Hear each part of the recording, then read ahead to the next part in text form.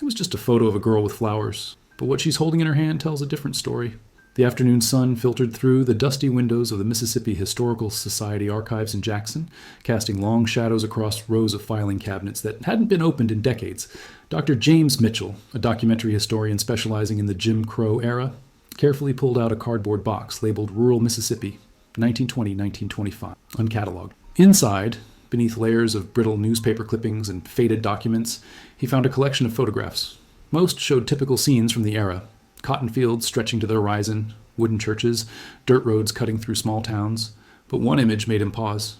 It was a simple portrait of a young black girl, perhaps 9 or 10 years old, standing in front of a weathered wooden house. She wore a plain cotton dress with a white collar, and her hair was neatly braided. In her small hands, she held a bouquet of wildflowers, black-eyed Susans and wild daisies, their petals still visible despite the photograph's age. What struck James immediately was her expression. Unlike most formal photographs from that era, where subjects stood rigid and unsmiling, this girl had the faintest hint of a smile. Her eyes held something he couldn't quite identify. Not fear, not sadness, but a quiet determination that seemed unusual for a child her age in that time and place. He turned the photograph over. On the back, in careful handwriting, someone had written, "Ruby, spring 1923, before the delivery." Before the delivery? James frowned. The phrase seemed oddly formal, almost coded. He set up his digital scanner, a piece of modern equipment that looked out of place among the century-old archives.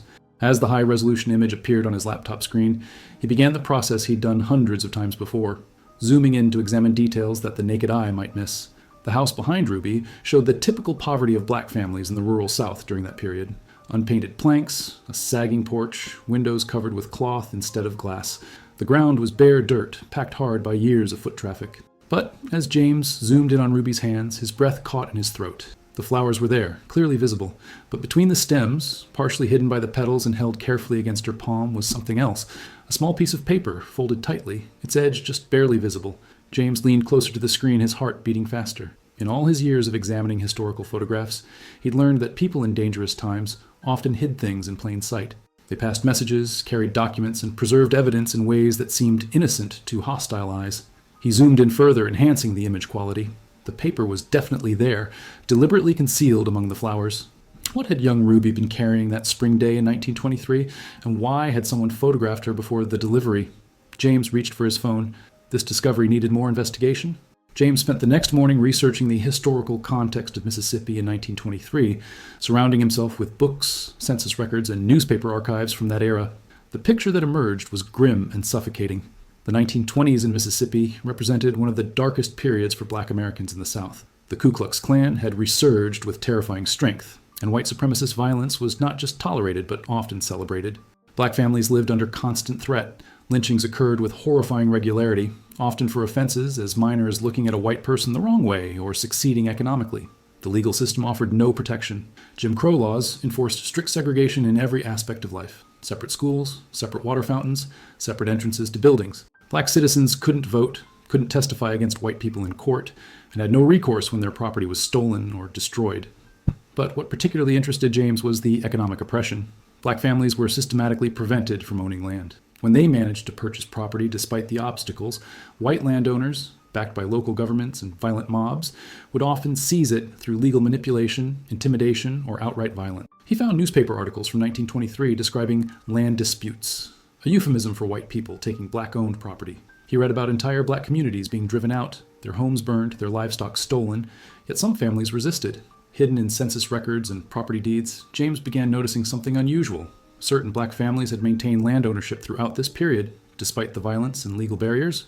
The properties were often registered under unusual circumstances, transferred through complex arrangements, recorded in distant counties, or held under names that didn't quite match the families who lived there. It was as if an underground network existed, helping black families secretly acquire and protect land. James returned to Ruby's photograph. Before the delivery. Could she have been part of this network? Could that hidden paper contain names, locations, or instructions? He made a decision. He needed to find out who Ruby was and what happened to her. Using the limited information from the photograph, the name Ruby, the year 1923, and the location somewhere in rural Mississippi, James began searching through census records. It was painstaking work. Ruby was a common name, and many black families in that era were poorly documented or not documented at all. After hours of searching, he found a possibility. Ruby Ann, listed in the 1920 census as a 6-year-old living with her grandmother, Esther Ann, in Holmes County, Mississippi.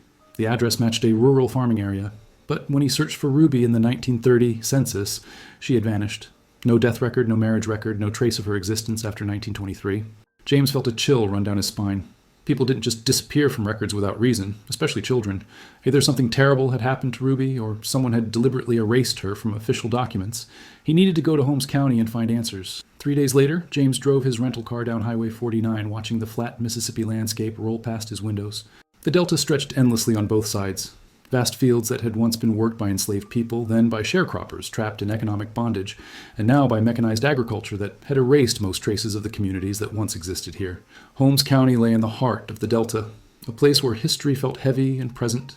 As James drove through small towns with populations that had shrunk to a few hundred people, he saw abandoned storefronts, closed schools, and churches that seemed to be the only institutions still functioning. He'd made an appointment to meet with Mrs. Dorothy Washington, the 87-year-old director of the Holmes County Heritage Museum, a small institution housed in a former black school building. If anyone knew the hidden history of black families in this area, it would be her. The museum was a modest, single-story building with peeling paint and a handmade sign. Inside, the walls were covered with photographs, documents, and artifacts from the black community's history, items that the official White Run County Museum had never bothered to collect or preserve. Mrs. Washington greeted him at the door. She was a small woman with silver hair pulled back in a neat bun, wearing a floral dress and comfortable shoes.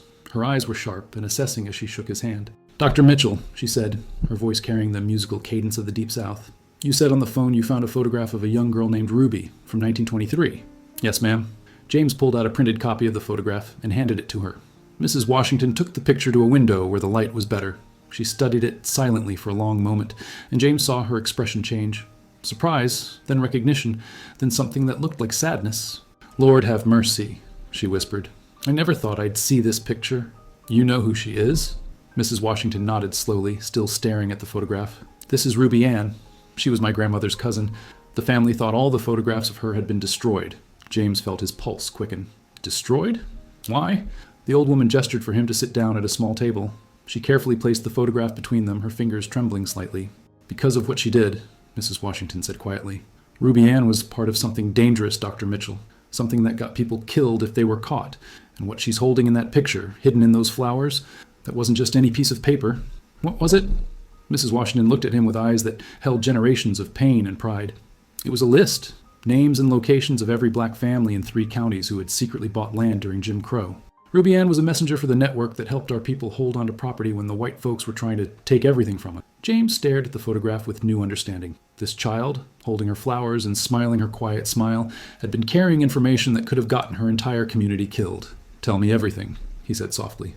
Mrs. Washington rose from her chair and walked to a locked cabinet at the back of the museum. She returned with a worn leather journal, its pages yellowed and fragile. She handled it with the reverence of someone holding something sacred.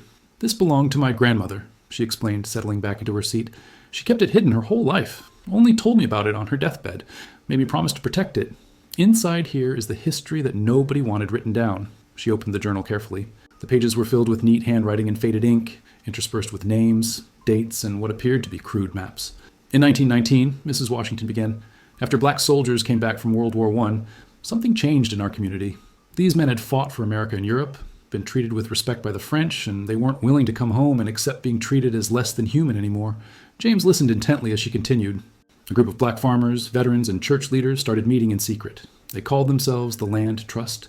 Their goal was simple but dangerous: help black families buy and keep land, no matter what the white establishment did to stop them. She pointed to entries in the journal.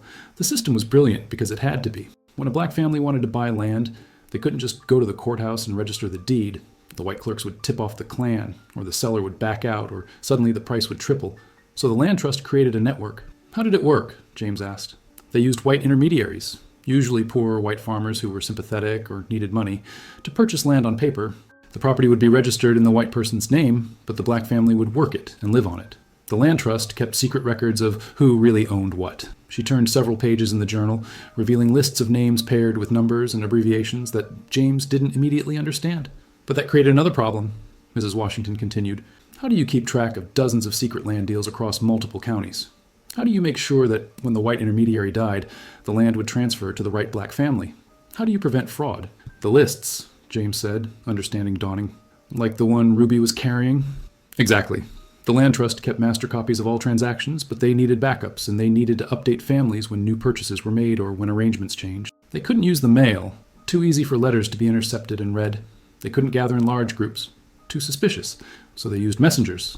Mrs. Washington tapped the photograph of Ruby. Children. Nobody paid attention to black children running errands. A girl carrying flowers to visit her aunt. A boy delivering eggs to a neighbor. They were invisible to white folks. And Ruby Ann was one of the most trusted messengers because she was smart, brave, and she could memorize everything on those papers in case she had to destroy them. James looked at the photograph with new eyes. This wasn't just a portrait of a child with flowers. It was documentation of an act of resistance, a moment of courage captured on film. What happened to her? He asked, though he dreaded the answer. Mrs. Washington's face grew somber. That's where the story gets complicated, Dr. Mitchell, and painful. Because Ruby Ann's last delivery didn't go the way it was supposed to. Mrs. Washington closed her grandmother's journal and folded her hands over it, as if drawing strength from the physical connection to her ancestors' words. Spring of 1923 was a particularly dangerous time, she began. The Klan was conducting what they called night rides almost every week. Groups of masked men on horseback, terrorizing black families, burning crosses, dragging people from their homes. 3 black men had been lynched in the county that winter alone. And tensions were unbearable. She paused, collecting her thoughts, and James waited patiently. But it was also a time of opportunity. A large plantation in the northern part of the county had gone bankrupt. The land was being divided and sold off in smaller parcels. The land trust saw a chance to help several families purchase plots. They had to move quickly, before word spread, and white buyers snatched everything up. James pulled out his notebook, wanting to capture every detail. The problem was coordination, Mrs. Washington continued. 5 families in 3 different communities needed to know the exact locations available, the prices, the names of the white intermediaries who would make the purchases, and the timing. Everything had to happen simultaneously so that no single transaction would draw attention. And that information was on the paper Ruby carried? Yes, coded, of course. The land trust used a system based on Bible verses and hymn numbers. To anyone who intercepted the paper, it would look like religious notes. But to those who knew the code, it contained everything needed to execute the purchases. Mrs. Washington stood and walked to a wall of photographs showing black families from the 1920s. Proud people standing in front of modest homes, children in Sunday clothes, farmers with their mules and plows. Ruby's route that day took her to 5 different locations, she said, pointing to spots on a hand-drawn map of Holmes County that hung on the wall. She started at her grandmother's house, where the photograph was taken. Then she went to the Williams family farm, the Johnson homestead, the Roberts place, the Turner cabin, and finally to the Baptist church where Reverend Cole led the land trust. A long journey for a young girl. About 15 miles on foot, through fields and back roads, avoiding the main highways where white folks might notice her. The whole circuit took most of the day. Ruby had made this run 6 times before. She knew every path, every safe house where she could rest, every place to hide if she heard horses coming. Mrs. Washington returned to her seat, and James noticed tears forming in her eyes. The photograph was taken by her grandmother, Esther, that morning. Esther had a bad feeling about that day, though she couldn't explain why. She borrowed a camera from the church deacon, made Ruby pose with her flowers, and wrote that note on the back, before the delivery, almost like she knew it might be the last time she'd see her granddaughter. "What happened?" James asked gently. Ruby made her first 4 stops without incident. Each family received their portion of the information, memorized it, and burned the paper in their cooking stoves. By late afternoon, Ruby was heading toward the Baptist church for her final delivery. That's when Samuel Turner's boys saw the riders. James leaned forward. "The Klan?" Mrs. Washington nodded grimly. A group of 8 men on horseback, wearing hoods, carrying torches, even though it was still daylight. They were riding toward the church from the opposite direction. Someone had tipped them off that something was happening, though they probably didn't know exactly what. And Ruby?" The Turner boys ran to warn her. They intercepted her about a quarter mile from the church, told her about the riders. Ruby had 2 choices, run home and hide, or complete her delivery. The information she carried was critical. Without it, the land purchases would fail, and 5 families would lose their chance at property ownership. James could picture the scene. A 10-year-old girl standing at a crossroads, literally and figuratively, having to make an impossible choice. What did she do? He asked, though part of him already knew the answer. Mrs. Washington smiled through her tears. She told the Turner boys to take the flowers and the paper to the church through the woods while she walked down the main road to draw the riders' attention. She was just a girl with flowers, she said. They wouldn't bother her. Mrs. Washington stood and walked to a window overlooking the quiet street outside the museum. The afternoon sun cast long shadows, and James waited in respectful silence as she gathered herself to continue the story. The Turner boys didn't want to leave her, she said quietly. They were only 12 and 14 themselves, but they understood the danger. They begged Ruby to come with them, to hide in the woods until the riders passed. But Ruby was adamant. She turned back to face James, and he saw in her expression the same quiet determination he'd noticed in Ruby's photograph. "I'm just a girl with flowers," Ruby told them again. "But if they catch you boys with that paper, They'll kill you and everyone on that list. Go. Run." And she pushed the bouquet into the older boy's hands and started walking toward the road. Mrs. Washington returned to the table and opened her grandmother's journal to a page marked with a faded ribbon. What happened next was witnessed by the Turner boys from the woods, and later by several other people who were too frightened to intervene, but who eventually told their stories to the land trust. My grandmother recorded all their testimonies. She read directly from the journal, her voice taking on the formal cadence of the original writer. Ruby Ann walked down the center of the road, her hands empty now, her head held high. The riders saw her from a distance and slowed their horses. There were 8 men, all masked, led by a man on a gray horse who the community later identified as Clayton Wyatt, the son of the county sheriff. James wrote furiously in his notebook, capturing every detail. The riders circled Ruby, their horses kicking up dust. Clayton Wyatt dismounted and approached her. The witnesses couldn't hear the conversation, but they could see the interaction. Wyatt was questioning her. Where was she going? Where had she been? Had she seen anyone else on the road? Ruby answered calmly without showing fear. She pointed back toward her grandmother's house, then gestured vaguely in another direction, as if she'd been running a simple errand. Wyatt searched her, checking her pockets, looking for anything suspicious. He found nothing. Mrs. Washington paused, looking at the photograph of Ruby holding her flowers. For a moment, it seemed like they would let her go. Wyatt remounted his horse, and the riders started to move on toward the church. But then one of the other men said something. The witnesses couldn't hear what, and Wyatt turned back. James felt his stomach tighten. He accused her of lying, said that someone had reported seeing her making stops at various farms all day, said they knew she was carrying something for those uppity niggers trying to steal white people's land. Those were his words, recorded by my grandmother. Ruby denied it, said she'd only been visiting relatives, delivering greetings from her grandmother. But Wyatt didn't believe her. He ordered his men to ride to each of the farms Ruby had supposedly visited and search for whatever she delivered. Mrs. Washington's voice grew thick with emotion, and that's when Ruby did something incredibly brave and incredibly clever. She started to cry. Not real tears. She was acting. She made herself seem like a frightened little girl, and she begged them not to bother her relatives. Said her grandmother would be angry, said she'd get in trouble. The performance was so convincing that Wyatt laughed. He told his men to forget the farms. It was clear this was just a stupid child who knew nothing. They had bigger prey at the church. The riders left her standing in the road and continued on their way. James released a breath he didn't realize he'd been holding. So she was safe? Mrs. Washington shook her head slowly. Safe for that moment. But Ruby knew the riders would find nothing at the church. Reverend Cole would have hidden any evidence the moment he heard horses approaching. And she knew that when the clan found nothing, they would come back looking for her. She couldn't go home. That would lead them straight to her grandmother. She couldn't go to any of the families on her route. That would endanger them too. So Ruby Ann did the only thing she could do. What? She ran. She left the road and disappeared into the woods, heading north toward the Tennessee border. She was 10 years old, alone, with no food, no money, and no plan beyond putting as much distance as possible between herself and Holmes County. James stared at the photograph, understanding now the full weight of what he was looking at. This wasn't just a picture taken before a dangerous mission. It was possibly the last photograph ever taken of Ruby Ann, a final image before she vanished into history. Did she make it? He asked. Did anyone ever see her again? Mrs. Washington smiled sadly. That's the question that's haunted our family for 100 years, Dr. Mitchell. And until you found this photograph, I thought we'd never know the answer. James spent the next week in Holmes County, driven by an obsession he couldn't quite explain. Ruby Ann's story had gripped him completely. This brave child who had sacrificed everything to protect her community, then vanished without a trace. With Mrs. Washington's help, he began piecing together what happened in the days and weeks after Ruby's confrontation with the Klan riders. The church records, carefully preserved in a locked trunk at the Baptist church, told part of the story. The Turner boys had made it safely to Reverend Cole with the coded information. Working through the night, the Land Trust had decoded the message and executed all 5 land purchases within 48 hours, using their network of white intermediaries. The properties had been secured before the Klan could interfere, but the cost had been high. 3 days after Ruby disappeared, Mrs. Washington explained, showing James old newspaper clippings, the Klan burned her grandmother's house to the ground. Esther barely escaped with her life. They were sending a message. This is what happens when you resist. The newspaper, a white-run publication, described the incident as an accidental fire at a Negro dwelling. No investigation was conducted. No one was arrested. Esther never saw her granddaughter again, Mrs. Washington continued. She spent the rest of her life wondering if Ruby had made it to safety or if she died alone in those woods. The not knowing was its own kind of torture. James examined census records from 1930, 1940, and 1950, searching for any Ruby Ann who might match their subject. He found dozens of women with that name across the northern states. Chicago, Detroit, Philadelphia, New York.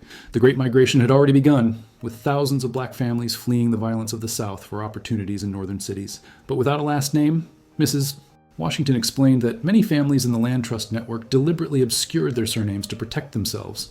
Narrowing down which Ruby Ann might be their Ruby was nearly impossible. James tried a different approach. He contacted historical societies and archives in major northern cities, sending copies of the photograph and asking if anyone recognized the woman. He posted inquiries in genealogy forums and Black history research groups.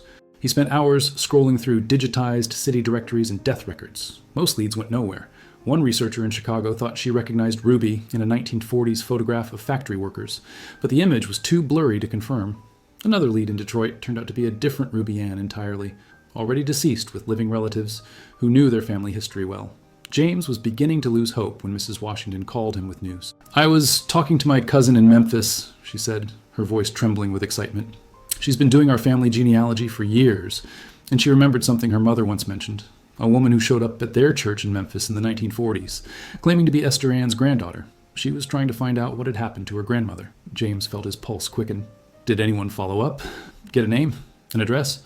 "My cousin's checking the church records now.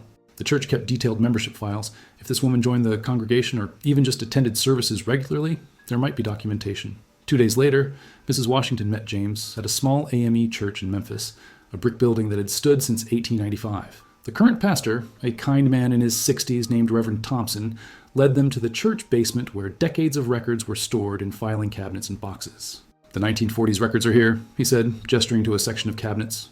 "Help yourselves. I hope you find what you're looking for." They spent hours searching through membership cards, baptism records, wedding announcements, and funeral programs. James' eyes were beginning to blur when Mrs. Washington suddenly gasped. "James, look at this." She held up a membership card dated March 1947. The handwriting was neat and precise. Name, Ruby Ann Fletcher. Age, 34. Previous residence, various occupation, seamstress, emergency contact. None notes, inquiring about family in Holmes County, Mississippi, specifically looking for information about Esther Ann, last known residence 1923. James stared at the card, his hands shaking slightly as he took it from Mrs. Washington. "Fletcher," he said. "Is that a name from your family?" Mrs. Washington shook her head. "No, it must have been a married name, or a name she took for protection. Many people who fled the South changed their names to avoid being tracked down." "But it's her," James said with certainty. "It has to be. The age matches perfectly. She would have been born around 1913, making her 10 in 1923 and 34 in 1947, and she was specifically asking about Esther Ann in Holmes County." "She made it," Mrs. Washington whispered, tears streaming down her face. "Ruby Ann made it out. She survived." With Ruby Ann Fletcher's name and the Memphis church connection, James's search gained new momentum.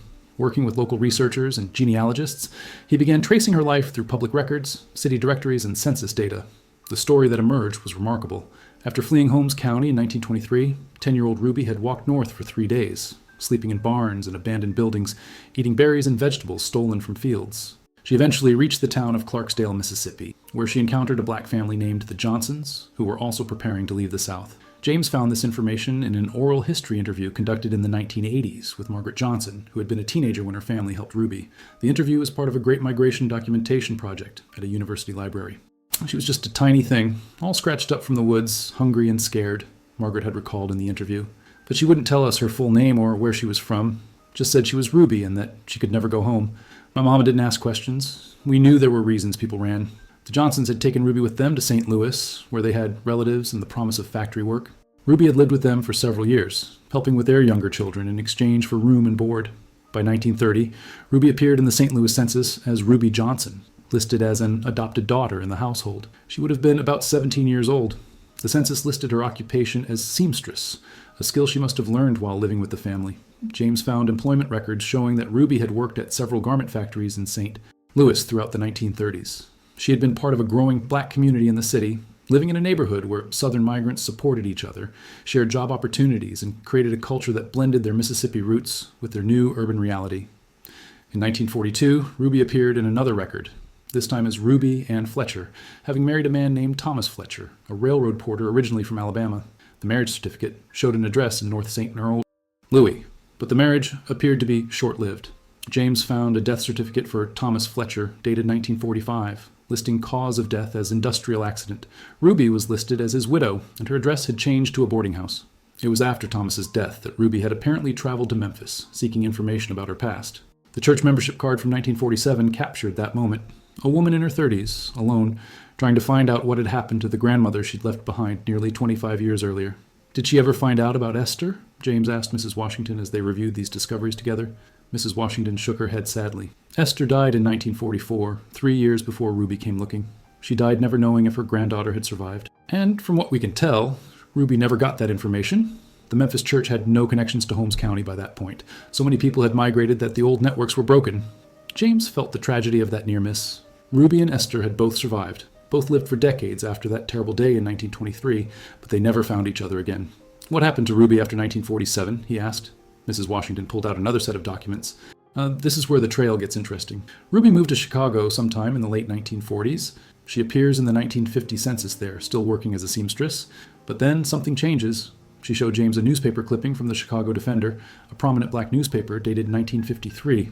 The headline read, "Local seamstress opens dress shop in Bronzeville." The article was brief, but included a photograph. James leaned in close, his heart pounding. The woman in the picture was older now, her hair styled in the fashion of the 1950s, wearing an elegant dress she'd clearly made herself. But the eyes were unmistakable, the same quiet determination he'd seen in the photograph of 10-year-old Ruby holding flowers. She made something of herself, Mrs. Washington said proudly. Despite everything she'd been through, despite losing her family and her home and spending her childhood as a fugitive, Ruby Ann built a life. She became a successful businesswoman. James continued reading the article. Ruby's dress shop, called Fletcher's Fine Fashions, catered to the black middle class in Chicago's Bronzeville neighborhood. She specialized in church dresses, wedding gowns, and custom-tailored suits. Did the business survive? James asked. Is it still operating? No, Mrs. Washington said. It closed in the early 1970s. But I have something better than a business. I have a granddaughter. James looked up sharply. Ruby had children? Mrs. Washington smiled. A daughter, born in 1955. Her name is Patricia Fletcher Williams, and she lives in Chicago. I found her phone number in the membership directory of a historical society up there. She's been researching her mother's past for years, trying to understand why Ruby never talked about her childhood in Mississippi. You called her? I did. And Dr. Mitchell, Patricia wants to meet you. She has her mother's belongings, including papers and photographs Ruby kept her entire life. She thinks there might be information there that could help us understand the full story. James felt a surge of excitement. After weeks of searching through archives and old records, he was about to meet someone who had actually known Ruby Ann, who could tell him what happened to the brave little girl who had risked everything for her community. And when can we meet her? He asked. She's flying down to Mississippi next week, Mrs. Washington said. She wants to see where her mother came from, and she wants to bring something she found among Ruby's possessions, something her mother kept hidden until the day she died. Patricia Fletcher Williams arrived in Jackson on a humid Tuesday morning in late September. James and Mrs. Washington met her at the airport, watching as a tall woman in her late 60s walked toward them with confident strides. She had her mother's eyes and that same quality of quiet strength. The introductions were emotional. Mrs. Washington embraced Patricia like family, which in a sense she was, connected through generations of shared struggle and survival. Patricia held the older woman tightly, tears streaming down both their faces. My mama never told me much about Mississippi, Patricia said as they drove to Holmes County. When I was little and asked about her childhood, she'd just say, "That was another life, baby. We're here now." But sometimes I'd catch her staring at nothing, and I knew she was thinking about something painful. She pulled a worn photograph from her purse and handed it to James in the passenger seat. It showed an older Ruby, probably in her 50s, standing in front of her dress shop in Chicago, smiling but with sadness behind her eyes. Mama was successful, respected in the community, had friends and a good life, Patricia continued. But there was always something missing. She never went back to Mississippi, not once. Never talked about her family. I didn't even know I had relatives down here until she was dying. What did she tell you then? Mrs. Washington asked gently from the back seat. Not much. She was in hospice, in and out of consciousness. But one afternoon, she grabbed my hand and said, "Patricia, I left people behind. I had to run and I never could go back. Find them, tell them I made it. Tell them the delivery was successful." I didn't understand what she meant. They drove through the flat delta landscape, and Patricia stared out the window at the cotton fields and small towns, trying to connect this place to the mother she'd known. When they reached Holmes County and the small museum, Patricia stood for a long moment outside, composing herself before entering. Inside, Mrs. Washington had prepared a display of everything they'd found. The original photograph of young Ruby with flowers, the church records, the census documents, and the article about her dress shop.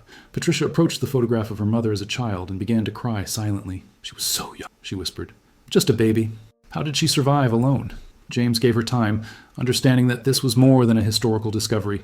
It was a daughter connecting with a part of her mother's life that had been deliberately hidden to protect them both. When Patricia had composed herself, she opened the bag she'd been carrying. Mama kept a box under her bed. I found it when we were clearing out her apartment after she died. I looked through it, but didn't understand most of what was there. Now I think I'm beginning to. She pulled out a small metal box, the kind that might have held jewelry or important papers. Inside were several items: a pressed flower, dried and fragile after 90 years, a small piece of cloth with a floral pattern, and a folded piece of paper, yellowed and delicate. The flower and cloth are from the dress she was wearing that day, Patricia explained. Mama told me once that she'd kept a piece of every dress she ever made because she wanted to remember who she'd been before she learned to sew. I never understood that until now. Mrs. Washington carefully lifted the pressed flower. A black-eyed Susan, the same type Ruby had been holding in the photograph, but it was the folded paper that made James's breath catch. He recognized it immediately from his enhanced analysis of the original photograph. "Is that—" he began. Patricia nodded. "The paper from the picture, the one she was hiding in the flowers. Mama kept it her whole life." With trembling hands, Mrs. Washington unfolded the paper on the table. The ink was faded, but still legible. A list of names paired with numbers and biblical references that would have meant nothing to anyone outside the land trust network. "This is it," Mrs. Washington breathed. The actual paper she was carrying, the list that saved 5 families' land claims. "Dr. Mitchell, do you realize what we're looking at?" James was already photographing the document carefully, understanding its historical significance. "This is direct evidence of organized resistance to Jim Crow land theft. This is proof that black communities fought back systematically, not just through individual acts, but through coordinated networks." But Patricia was focused on something else. She pointed to the bottom of the paper where someone had written, in different, shakier handwriting, "Esther Ann, I made it to St. Louis. I hope you're safe. I will come back someday. Your Ruby, 1929. "She did try to send word," Patricia said, her voice breaking. "She didn't just abandon her grandmother. She tried to let her know she was alive." Mrs. Washington studied the note, then shook her head sadly. "It never reached Esther. This paper stayed with Ruby, which means she never found a way to safely send it. The risks were too great. Any letter to Holmes County would have been intercepted and traced back to her." The 3 of them sat in silence, feeling the weight of the tragedy. Ruby and Esther, separated by fear and violence, both living for decades with unanswered questions and unresolved grief. But there was also something else in that moment, a sense of completion. Through this gathering of evidence, these connections across generations, Ruby's story was finally being told. Her courage was being recognized. And the delivery she'd risked everything for had succeeded not just in 1923, but continued to resonate a century later. "There's one more thing," Patricia said quietly. She reached into the box and pulled out a small notebook, similar to the one Mrs. Washington's grandmother had kept. Mama started writing her story near the end of her life. She never finished it, but what's here explains a lot about what happened after she left Mississippi. She handed the notebook to James. "I want this story told properly, Dr. Mitchell. I want people to know what Mama did, what her generation did. I want the land trust remembered. Can you do that?" James looked at the notebook, then at the photograph of young Ruby, then at Patricia's hopeful face. "Yes," he said. "I can do that. I will do that."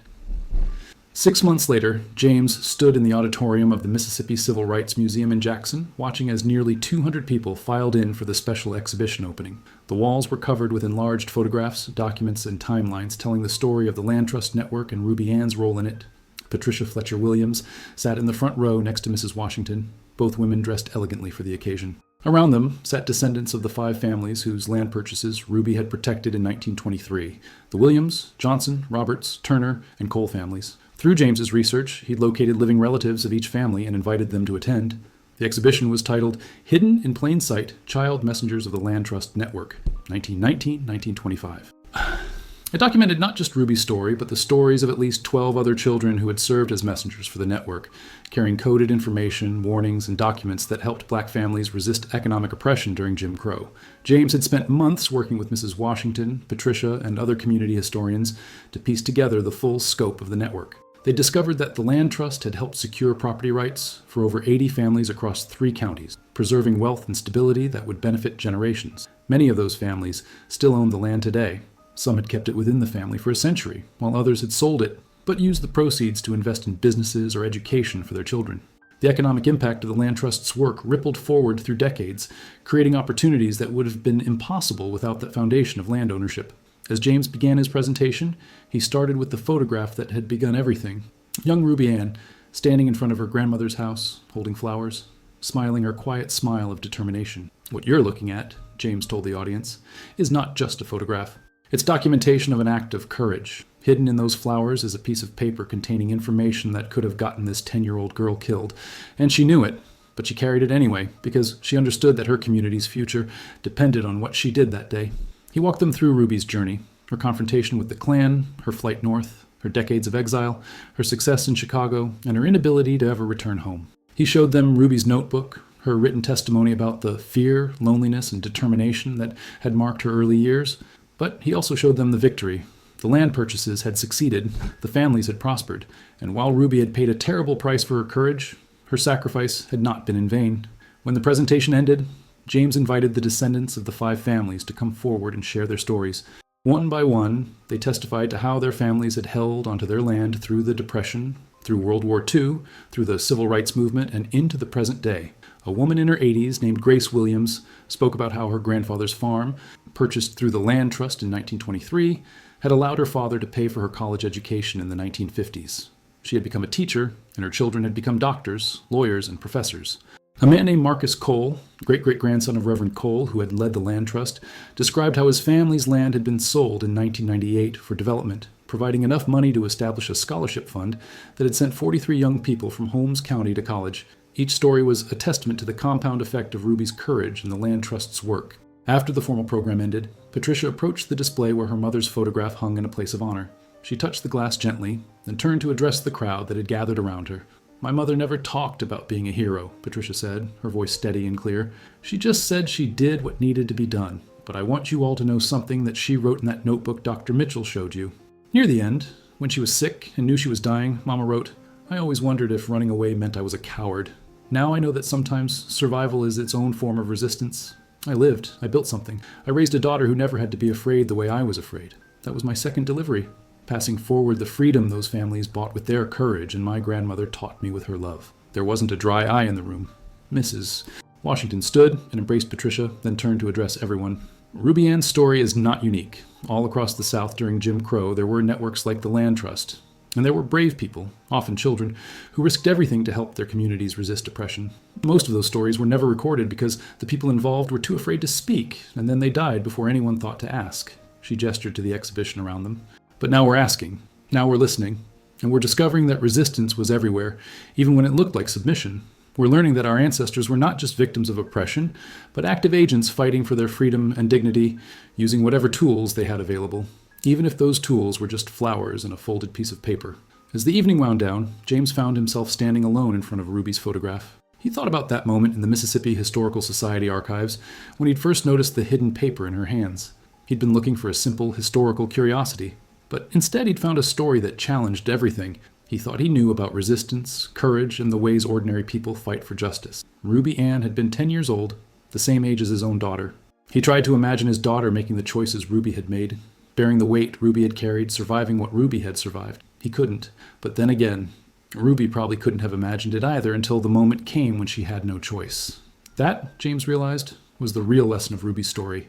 Courage isn't something you have or don't have. It's something that emerges when circumstances demand it, when the people you love need you to be brave, when the only alternative to action is unbearable.